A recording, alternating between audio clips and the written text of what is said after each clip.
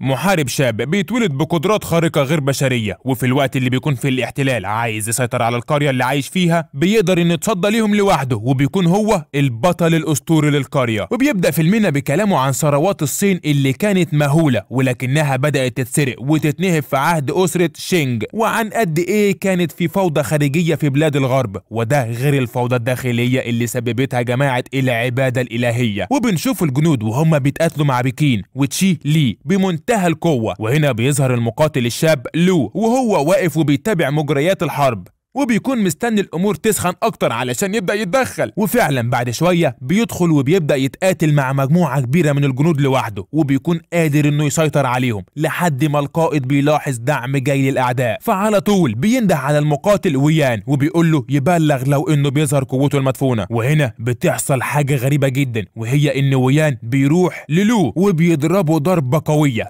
في العلامة اللي موجودة في دماغه. وهنا بنرجع للماضي لأكتر من 18 سنة، وبنشوف إن أول ما اتولد وبيكون مولود وعلى جبهته العلامة دي، وده السبب اللي بيخلي أبوه رافض إنه يعترف بيه. ومع الأيام بيكبر وبيكون واقف يتفرج على عرض من عروض القائد، ولكن وهو واقف بيتضايقوا بعض الأولاد وبياخدوا منه الحلويات بتاعته. وهنا بتحصل خناقة بين لو وباقي الأطفال، والكل بيلاحظ مدى قوته، وده لأنه بيمسك العيال دي بيعجنها ضرب، هما وتشانج المدرب اللي بيقدم العرض، وده بيخلي تشانج يعرف مدى قوة الولد ده. ولما بيرجع لو على البيت بيتفاجئ بأبوه بيرمي أمه بره البيت، ولأن أمه بتكون مريضة جدا بتكون على وشك إنها تموت، ولكن قبلها بيطمنها تشانج على ابنها وبيقول لها إنه شاف مدى قوته وموهبته، وبيقول لها إنه هيتبناه. وبتموت أم لو وهو بيفضل يعيط، وبنعرف إن العلامة اللي عنده اسمها الأزهار الثلاثة. وبنرجع للحاضر مرة تانية بعد ما ويان ضرب لو على العلامة اللي في جبهته، وبنشوف إن لو اتحول لوحش محدش يقدر يوقفه ولا يقف قدامه. ولكن لما القدرة دي بتشتغل بيتعب جدا، وأول ما بيبدأ يجيب دم من مناخيره بيغمى عليه. وبعد ما بيقضي على عدد كبير جدا من الجنود بياخدوا ويان على حصانه وبيروح بيه للمعلم دونج علشان يعالجه. ولما بيوصل ويان لدونج بيبلغوا إن كنز جماعة العبادة الإلهية موجود هنا ومحتاجينه يعالجه. وهنا بنعرف إن المعلم دونج يبقى خبير في فنون الكونغ فو من زمن طويل. وفعلا لما بيروح لدونج وبيشوف علامة الأزهار الثلاثة بيعرف إن فعلا المقاتل اللي قدامه شخص مميز، وعلشان كده بيطلب منه إنه ما يسيبش أي حد بعد كده يلمس العلامة دي، وبيعرفه إن القائد بتاعه بيستغله علشان حروبه وقتالاته، ولكنه ما بيفرقش معاه إذا كان هيتأذي أو حتى هيموت. وبيقول له إن كل ضربة بتتوجه للعلامة بتستنزف من قوته وبتأثر حياته، وبيعرفه إن بمجرد ما علامة الأزهار ما بتتحول للون الأسود هيموت فورا. الطريقة الوحيدة إنه ينقذ نفسه هو إنه يتعلم فن الكونغ فو الداخلي، والمكان اللي هيقدر يتعلم فيه حاجة زي كده هو قرية تشين. فهنا بيدخل معلم لو واللي بيكون معترض على كلام دونج معاه، وبيقول له ما يتكلمش معاه تاني ولا يتكلم معاه غير لما يقول له. لكن دونج بيعرفه انه طبيب ولازم يصارح اي مريض بيجيله. ولما بيرد دونج على معلم رو رد مش بيعجبه بيتعصب وبيكون عايز يضربه، ولكن هنا بتبان قوة دونج ومدى براعته في الكونغ فو، وبيهزق معلم لو قدامه الموجودين. وبيجي الليل وبيكون لو مريح وبيفكر في كلام دونج اللي قاله له، ولكنه فجأة بيسمع صوت شخص بيقول ان قوات الامبراطورية بتهاجم. وعلى ما بيخرج لو علشان يشوف اللي بيحصل ويلحق ينقذ اي حد بيتصدم بان المعلم دونج وحتى معلمه تشانج، وبتقوم حريقه كبيره في القريه كلها، وبيقدر لو انه ينقذ نفسه، وبتبدا رحلته في تنفيذ كلام المعلم دونج، وبيدور على مكان قريه تشين. ولما بيسال بعض الاطفال عنها بيشاوروا له على جبل عالي جدا، وبيعرفوه انه علشان يوصل لقرية تشين لازم يتسلقه، ولان عزيمة لو ملهاش حدود بيفضل ماشي لحد ما بيقدر انه يوصل للقرية. وهناك بيفضل يسأل كل اللي موجودين عن اشهر معلم كونغ فو واللي هو تشين، واللي القرية متسمية باسمه، ولكن بتكون كل اجابات الناس هي ان المعلم تشين مستحيل يعلم اسلوبه لحد، خصوصا ان يكون حد غريب. واثناء ما هو ماشي في القرية بيخبطه شخص اسمه تشي بعربيته، وبتنزل منها خطيبته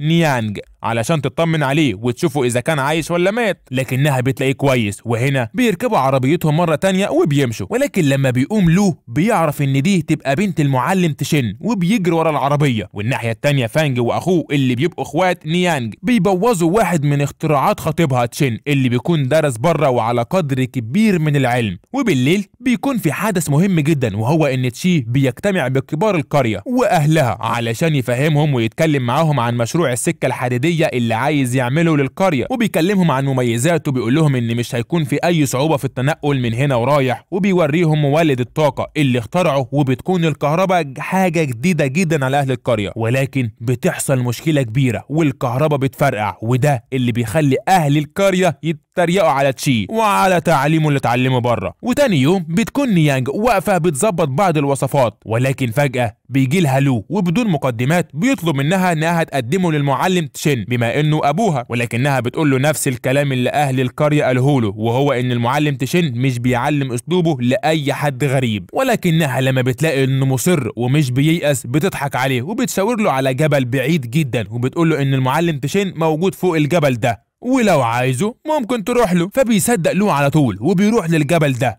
ولكن بتتفاجئ نيانج بيه راجع بالليل وبيقول لها انه ملقاش حد هناك. وهنا بتصرحه نيانج انها ضحكت عليه وافتكرت انه هيطول في المشوار ده. وهنا لو بيتعصب وبيحاول انه بس يحركها من مكانها، ولكن بيتضح ان نيانج قوية جدا، ولو بكل قوته مش بيقدر حتى انه يحركها، وبتضربه نيانج بقوه وبتطرده من المكان. ومن كتر ضرب نيانج فيه بينزف من مناخيره، وعلشان كده بياخدوا حداد من القريه وبيعلقوا من رجله علشان يوقف النزيف. ولما بينزله بيطلب منه انه يقدمه للمعلم تشين، ولكن الحداد بيقول له ان كل ده تضييع للوقت، وان المعلم تشين مش هيعلمه اي حاجه طول ما هو شخص غريب. وعلى الرغم من انه لو بيعرفوا انه عايز يتعلم فن تشين علشان مرضه وعلشان ما ينتهيش بيه الحال ميت، الا انه بيسيبه ويمشي. والناحيه التانيه بتكون نيانج عايزه تخرج خطيبها تشي من حاله الحزن اللي هو فيها، وبتشغل له موسيقى علشان يعيشوا جو رومانسي مع بعض. ولكن تشي ما بيكونش عنده استعداد لده نهائي، وبيمسك جهاز الجراموفون وبيرميه على الارض وبيكسره، وبيكون معترض على طريقه تعامل اهل البلد معاه، وبيقول لها انه كان فاكر انه لما يتعلم بره اهل القريه هيحترموه،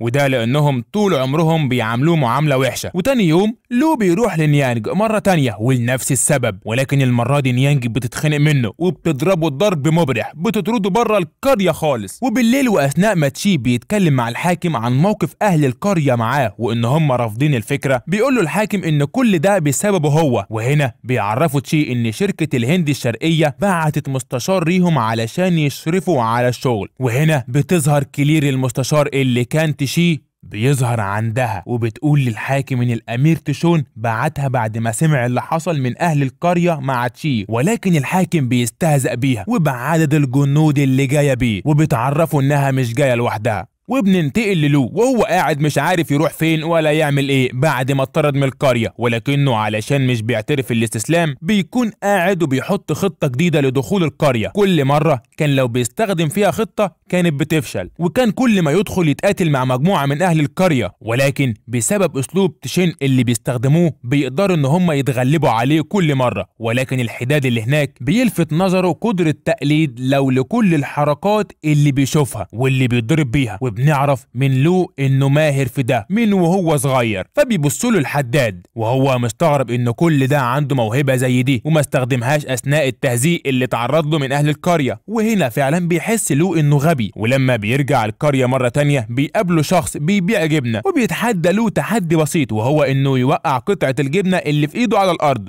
ولكن البياع بيكون بارع جدا لدرجه ان لو فعلا مش بيقدر يوقعها من ايده، لحد ما بيفتكر كلام الحداد معاه وبيبدأ فعلا انه يقلد حركات البياع وبيستخدمها ضده، وبيقدر انه ينجح في الاختبار وبيوقع الجبنه من ايده. ومن كتر فرحه لو باللي عمله بيفضل يجري في القريه كلها وهو بيصرخ وبيقولوا انه اخيرا نجح، وبيطلع فوق برج عالي وبيطلب من اهل القريه انهم يعلموه اسلوب تشين. ولكن فجاه بتحصل هزه ارضيه وبيقع لو وبتخرج نيانج لبره علشان تشوف الجسم الغريب اللي جاي مع قوات الشركة دي اللي هي الشركة الهندية، وبتلاقي ان الجسم الضخم ده اتحرك من مكانه وفضل ماشي لحد ما وقف قدام القرية بالظبط، وهو ده كان سبب الهزة الأرضية اللي حصلت. وبيتفاجئوا كلهم لما بيلاقوا تشي خارج منه، وبيقول لهم وهو على وشه ملامح الانتقام ان قدامهم اسبوع واحد علشان يهدوا كل البيوت اللي هتكون على طريق مشروع السكة الحديد. ولما الناس بتستهزأ بيه وبتفضل تهينه بيطلع تشي الغضب بتاعه وبيدمر المنطقة اللي واقفين بيها كمجرد قرصة ودن ليهم كده.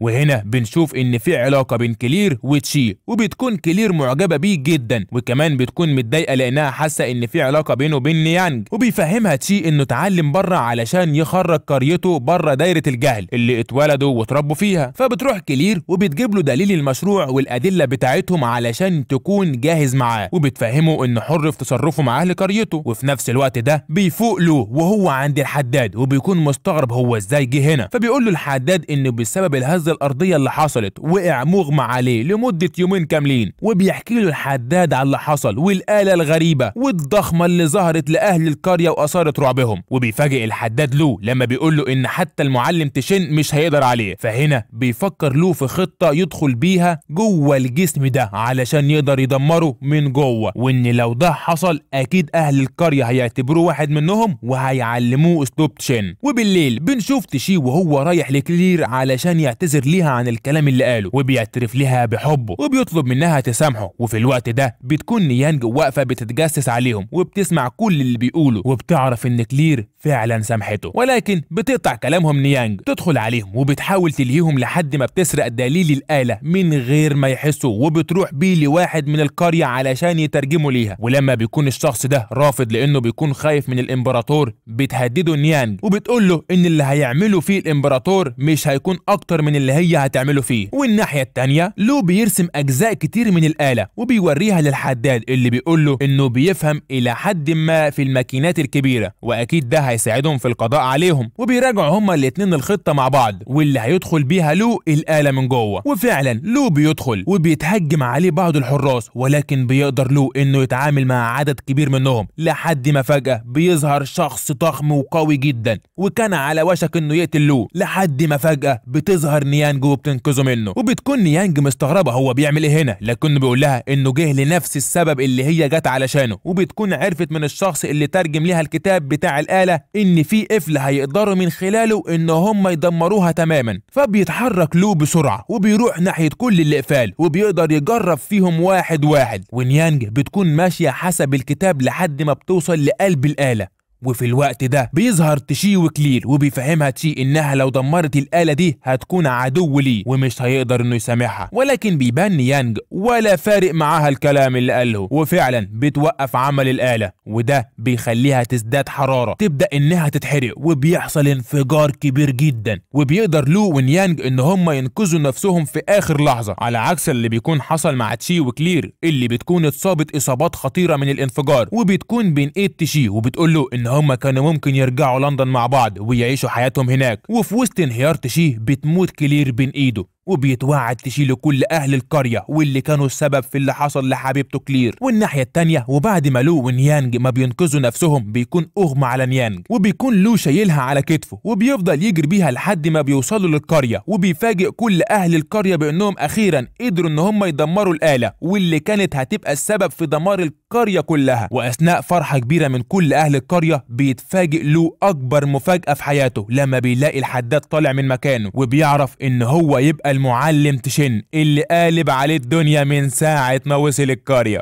وبيكون لو واقف زي المجنون مش مصدق ان كل ده كان قدامه وهو مش عارف. وطبعا على طول بيطلب منه لو انه يعلمه الاسلوب الخاص بيه، ولكن هنا بنتفاجئ بكلام تشين واللي بيرفض وبيقول للو انه خلى شخص غريب هو اللي يدمر الآلة مش اي حد من القرية، وده علشان ما يتسببش لاي حد من القرية في مشكلة كبيرة. وبيعرفهم المعلم تشي ان الاكيد ان في كارثة كبيرة جدا هتحصل في القرية ولازم يكونوا مستعدين ليها، وبيستعينوا تقنية خاصة بالقرية، وهي ان هم بينشروا الدخان في كل انحاء القرية علشان محدش من بره يقدر يراقبهم. وفعلا لما بيتهجم عليهم اهل القرية بيدافعوا عن نفسهم بطريقة غريبة جدا، وهي عن طريق الخضار، والغريب اكتر ان هم فعلا بيخلصوا عليه. ولما الجيش بيضرب عليهم باسلحته بتتدخل نيانج وبتروح لتشي علشان تكلمه، ولما مش بيسمع بتضرب عدد كبير جدا من الجنود. ولما كان واحد من الجنود كان على وشك انه يقتل نيانج، فجأة بيظهر قدامها لو وبيفديها بنفسه. ولما بيحس تشين انه بقى لازم يتدخل خلاص فعلا،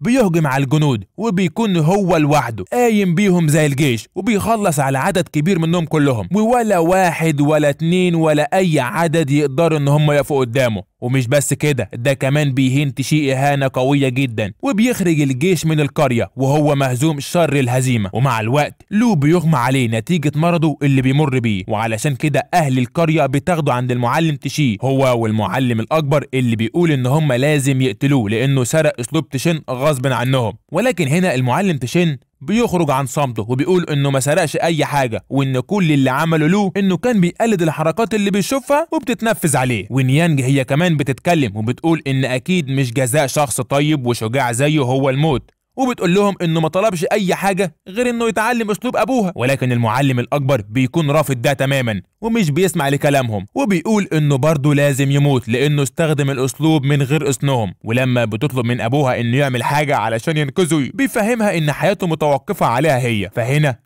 بتفتكر نيانج كل اللي عمله له علشان يتعلم اسلوب ابوها وكميه الضرب اللي اتضربوا منها. وهنا بتفاجئ نيانج كل اللي موجودين وبتقول لهم انها قررت تتجوز له، وساعتها هيكون واحد من العيله ومش هيكون شخص غريب. وفعلا بتنجح نيانج انها توقف حكم الاعدام، وبعد كام يوم بنشوف مراسم الزفاف وبنعرف ان خلاص لو ونيانج بقوا متجوزين بشكل رسمي. وفي الوقت ده بيكون اسطول الجيش البريطاني بيجهز اسلحته الثقيله لهجوم ما حصلش قبل كده على قرية تشين. كده بيكون خلص فيلمنا.